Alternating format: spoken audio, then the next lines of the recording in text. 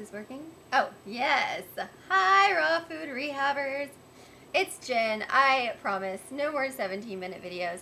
But I was thinking about it, and I was thinking, man, this is a much more effective way to communicate information than to take my pictures, upload my pictures, and then type everything.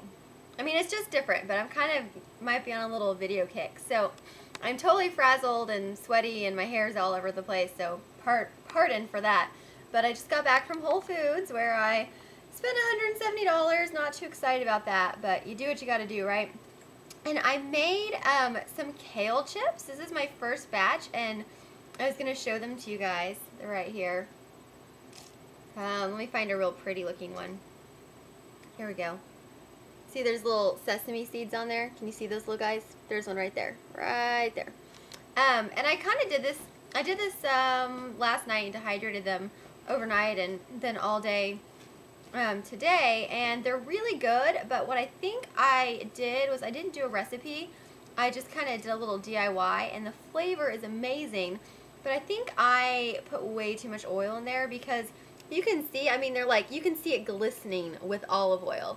I mean, I'm still eating them, so hopefully it's not like the worst thing ever, but I mean, they just are really oily.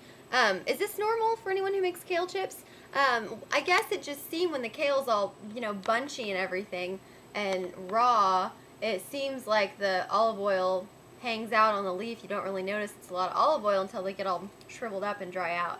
So I bought a bunch more kale. I'm going to go a second round with the kale chips and use Penny's recipe.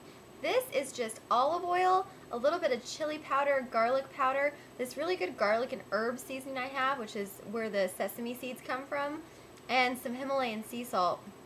But man, like, it's just so good. And I love salt, so anything that has a lot of salt in it, I mean, I'm on board. So that's kind of in the works for tonight. And I also made some raw hummus. I have made, oh, is it Matt Anderson who did Rawvolution? I made his hummus with, basically it's just zucchinis and tahini and lemon and olive oil. And I really liked that. It's really good, but it's just so thin. It's very watery. It's kind of hard to pass it off as real hummus. So I made Penny's version with the sunflower seeds, and I added a little bit of cumin. And it's pretty good, but it's a little too sunflowery seed tasting. So I think the next time I make it, I'm going to maybe try to do like a combination of Matt's and Penny's and do like just more zucchini, less sunflower seed kind of thing, see what happens. But I'm excited. I'm going to have that for dinner. And then they have, here in Tulsa tonight, Tulsa, Oklahoma, there's this thing called Salsa Fest that's going on, and it's sponsored by this local Mexican restaurant that has the best food. And I guess you're like going to get some tortilla chips and get to go around and taste all these salsas.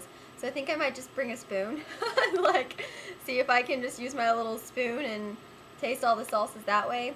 Although I guess not all the salsas will be raw. There's probably like some fire roasted tomatoes or something, but I think that'll be okay for me. I feel comfortable with that. So anyways, I hope everyone's doing well. Just wanted to show off my little kale babies and say hello.